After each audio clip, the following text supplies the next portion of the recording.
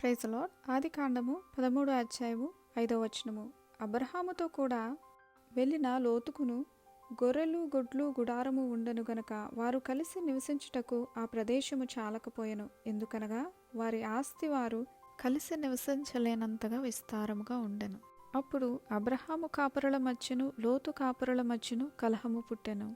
కాబట్టి అబ్రాము, మనము బంధువులము గనుక నాకును నీకును నా పశువుల కాపురులకును నీ పశువుల కాపురులకును కలహం ఉండకూడదు. ఈ దేశమంతయు నీ ఎదుటనున్నది కదా, దయచేసి నన్ను విడిచి వేరుగా నుండుము.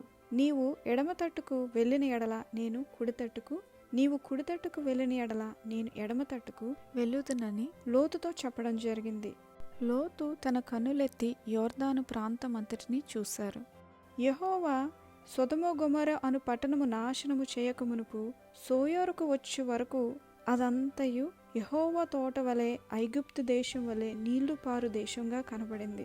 కాబట్టి లోతు తనకు యోర్దాను ప్రాంతం అంతటినీ ఏర్పరచుకుని తూర్పుగా ప్రయాణం చేశారు.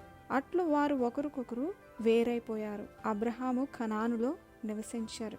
లోతు ఆ మైదానమందున్న పట్టణముల ప్రదేశములలో కాపురముండి సొదొమ దగ్గర తన గుడారము వేసుకున్నారు. ఇక్కడ మనం గమనించినట్లయితే గనక అబ్రహాము గారు, మనం బంధువులము కనుక మన మధ్య నీ కలహం ఉండకూడదు అని చెప్పి, నీకేది నచ్చుతుందో ఆ ప్రదేశం నువ్వు తీసుకో, నేను మిగిలిందే తీసుకుంటాను అని చెప్పడం జరిగింది. కలహమునకు దూరముగా నుండుట నరునికి ఘనతండి. కలిసి ఉండి కలహపడే బదులు వేరుగా ఉండి వివాదమును అణిచివేయుట మేలు. అబ్రహాము గారు కనానులో నివసిస్తారు. దేవుడు దాన్నే దీవిస్తారు. సో మన జీవితంలో కూడా అంతే.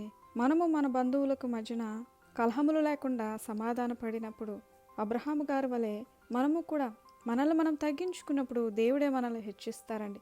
మన దగ్గర కొంచెం ఉన్నా దాన్ని దీవిస్తారు. ఇక్కడ కనాను దేశంలో దేవుడు దీవించినట్లుగా మీరు ఎక్కడ ఉంటే అక్కడ దేవుడి చేత దీవింపబడతారు.